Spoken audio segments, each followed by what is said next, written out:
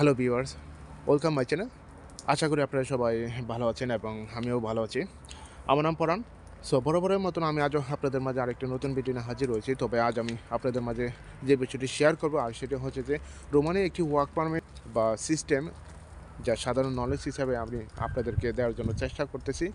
আজ 2024 এবং ডিসেম্বর মাসে 17 তারিখ।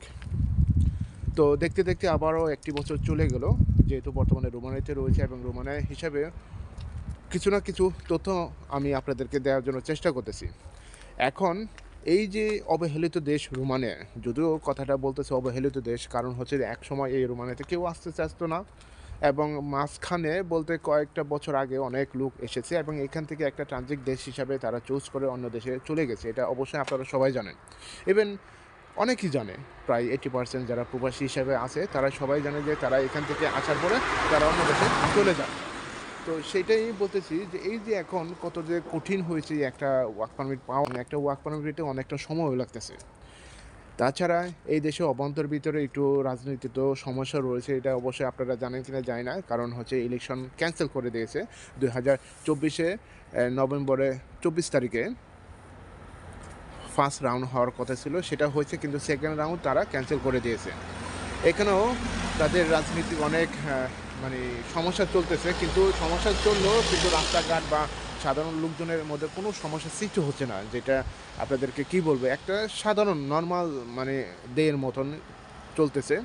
তো যে কথাটা বলতে চাচ্ছি, একটি ওয়ার্ক পারমিট পেতে গেলে এখন কমপক্ষে আপনাকে 5 থেকে 6 মাস অপেক্ষা করতে হয়, মানে কমপ্লিট।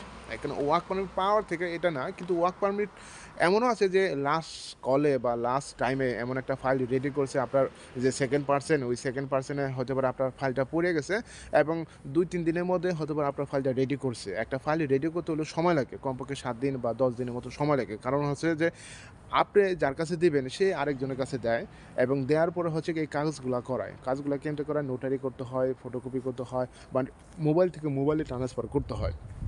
কিন্তু দেখা যাচ্ছে যে হতে পারে সে কাজ করে এটার পিছনেই না, তার পার্সোনালভাবে অন্য কাজও আছে, বিজনেস আছে, কিন্তু যারা ব্যবসায়ী লোক তারা তো এটার পিছনে সময় দেয়। কিন্তু যারা টুকটাক টুকটাক বলতে এটাই বোঝাচ্ছি যে আপনি যার কাছে পাঠাচ্ছেন দেখবেন সে টুকটাক, সে প্রফেশনালভাবে এই বিজনেসের ওপর ইনভলভ না। কারণ প্রফেশনাল হচ্ছে যে এই এই কারণে বলতেছে, এই এই এই দেশে খালি এই দেশে না, যে কোনো দেশে প্রফেশনালভাবে ইনভলভ না, কারণ কোনো না কোনো কোম্পানি আন্ডারে তাকে কাজ করতে হয়। কারণ কোম্পানি কাজ না করলে আবার টিআরসি কার্ড হবে না বা থাকার একটা বৈধতার যে নিয়ম এটাও হবে না, কারণ এটা জানে, কারণ কোম্পানির মধ্যে আবার কাজ করে এই জিনিসটা করা অনেকটা ডিফিকাল্ট। হ্যাঁ, সময় পায়, সময়টা এভাবে পায় যখন বাসায় যায় বা কাজ শেষ করে যদি সময় পায় তখন হয়তো পারে ফাইলটা গুছায় বা সমস্ত কাজগুলো এভাবে করে। তো একটা ওয়ার্ক পারমিট পেতে এখন যেটা বললাম যে 5 থেকে 6 মাস সময় লাগে।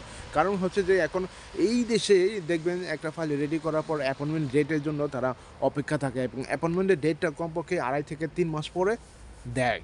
যেটা হয়তো পারে আপনারা অনেকেই ফাইল জমা দিয়েছেন এবং এইটার সাথে মিলিয়ে দেখবেন যে আসলে কথাগুলো কি সত্য কিনা মিথ্যায়। এই যে 2.5 থেকে 3 মাসের কথা বললাম, বা 3 মাসের বেশিও লাগতে পারে, আরও কমও লাগতে পারে, যাই হোক ডিপেন্ড করে, কিন্তু নর্মালিভাবে 2 থেকে 2.5 মাস এটা ম্যাক্সিমাম লাগবে আপনার অ্যাপয়েন্টমেন্ট ডেট পেতে। তারপর অ্যাপয়েন্টমেন্টের ডেটের পরে হচ্ছে আপনার ওয়ার্ক পারমিটটা হাতে পাওয়া। ওয়ার্ক পারমিটটা পেতে পারেন এখানে, যদিও ওরা বলে দেয় 1 মাসের মধ্যে তারা ওয়ার্ক পারমিট দেওয়ার জন্য বাধ্যতামূলক করছে বা এরকম একটা কথা বলে, কিন্তু 1 মাসের মধ্যে হলে সবাই ওয়ার্ক পারমিট পায় না। যারা এর সাথে যুক্ত আছেন তারা অবশ্যই এটা বুঝতে পারবেন যে আসলে তারা 1 মাসের মধ্যে ওয়ার্ক পারমিটটা পায় না এবং না পাওয়ার কারণে অনেকেই হয়তো 2 মাস পরে পায় বা 3 মাসে পরে পায়, কিন্তু তারপরেও শেষে অপেক্ষা থাকে কখন এই ওয়ার্ক পারমিটটা আসবে এবং যার মাধ্যমে আপনি জমা দিচ্ছেন সেও অপেক্ষা থাকে কবে একটা ওয়ার্ক পারমিটটা বের হবে। যদিও টাইম ওভার হয়ে যায় এবং টাইম ওভারের মধ্যে অনেকটা টেনশনে থাকে, আসলে রিজেক্ট করে দেবে কিনা, হবে কিনা, অনেকেই আছে এরকম টেনশনের মধ্যে থাকে। তো এই যে সময়টার বললাম এই যে আপনার ওয়ার্ক পারমিট 1 মাস বা 1.5 মাসের মধ্যে পরে বের হয়। এখন যে কথাটা আমি আপনাদেরকে বলতে চাচ্ছি, এই যে প্রসিডিওরগুলো, তারপর স্টেপ বাই স্টেপ আসার পরে হয়তো পারে আপনার যদি কাতার থেকে জমা দেন, তা কাতার পরিস্থিতিটা অবশ্যই আপনার বাস্তবে জানতেছেন, হয়তো পারে অনেকেই জানে না। 2025 সালে হয়তো পারে কিছুটা শিথিল হতে পারে, কিন্তু মিডিল ইয়ারে মিডল ইয়ার এই কারণে বললাম যে এখন পর্যন্ত মার্চ এপ্রিল পর্যন্ত হলে অনেক বুকিং হয়ে গেছে মানে অ্যাপয়েন্টমেন্টের ডেটে যেটা জানতে পারতেছি, এবং অনেকেই এরকমই ডেট পাইতেছে। কারণ এখন যদি আপনার অ্যাপয়েন্টমেন্ট ডেট নেন, দেখা যায় 3-4 মাস পরে হলে ডেট দিতেছে কাতার থেকে। সেম দুবাই একই অবস্থা হয়েছে, কারণ দুবাই এবং কাতার হচ্ছে থার্ড কান্ট্রি ন্যাশনালিটি অনেক ওখানে আছে, এবং ওখান থেকে ইউরোপে আসার জন্য অনেক আপ্রাণ চেষ্টা করতেছে, এবং বিভিন্ন দেশেও তারা অ্যাপ্লাই করতেছে। ইদানিং বলতে কি গত 2 বছর আগে, 2 বছর আগে কাতার এবং দুবাই থেকে প্রচুর লোক হলে পোল্যান্ডে গিয়েছিল, কিন্তু পোল্যান্ডের মার্কেটে হলে এখনও একবার নিমেংস করে দিয়েছে, কারণ কোনো কুঠাই নাকি থার্ড কান্ট্রি ন্যাশনালিটির জন্য। তো প্রত্যেকটা দেশের হলে কোঠা রয়েছে, এই ইউরোপিয়ান ইউনিয়নের কান্ট্রি অর্থাৎ সেনজেন কান্ট্রিতে কোঠা রয়েছে, এবং কোঠা থাকার কারণে হচ্ছে যে তারা থার্ড কান্ট্রি ন্যাশনালিটির জন্য ওয়ার্ক পারমিট ইস্যু করে। তো এই যে ওয়ার্ক পারমিট ইস্যুর কথাগুলো বললাম যে পোল্যান্ডে এখন ওয়ার্ক পারমিট ইস্যু নাই, তো এখন বর্তমানে অনেক থার্ড কান্ট্রি ন্যাশনালিটি হিসাবে যেসব কান্ট্রিগুলো চুজ করতেছে সেটা হচ্ছে যে ক্রোয়েশিয়া, রোমানিয়া, বুলগেরিয়া, তারপর হচ্ছে যে লিথুনিয়া, লাটভিয়া। তবে যারাই এই রোমানিয়ার জন্য জমা দিয়েছেন তারা ধৈর্য ধরেন, অবশ্যই ভালো কিছু আসবে। কারণ হচ্ছে যে রোমানিয়াতেও 2025 সালে হিউজ পরিমাণে কোঠা তারা বরাদ্দ করেছে, তার প্রণোদন মানে যেটা দিবে 3 লক্ষ কোঠা তারা এটা প্রেস করেছে, কিন্তু জানি না এখন কামিং সুনে কত তারা আসবে। যেমন 2024 সালেও তারা 1 লক্ষ কোঠা দিয়েছে। এবার যেহেতু সেনজেন হয়েছে এবং সেনজেনের কারণে এটা দিচ্ছে, এবং সেনজেনের পরে আরেকটা বছর পরে হতে পারে এই সিচুয়েশন পুরাই চেঞ্জ হয়ে যাবে, এবং চেঞ্জ করে ফেলবে। কারণ হচ্ছে তখন আর এত কোঠা দিবে না। দেখা যাচ্ছে যে এখান থেকে খালি অবৈধভাবে বা অন্য দেশে যা কেস মারবে এই ধরনের চিন্তাভাবনা তারা সেনজেনে যে ইউরোপিয়ান ইউনিয়নের সংস্থান থেকে এই ধরনের সিচুয়েশন তারা পছন্দ করে না।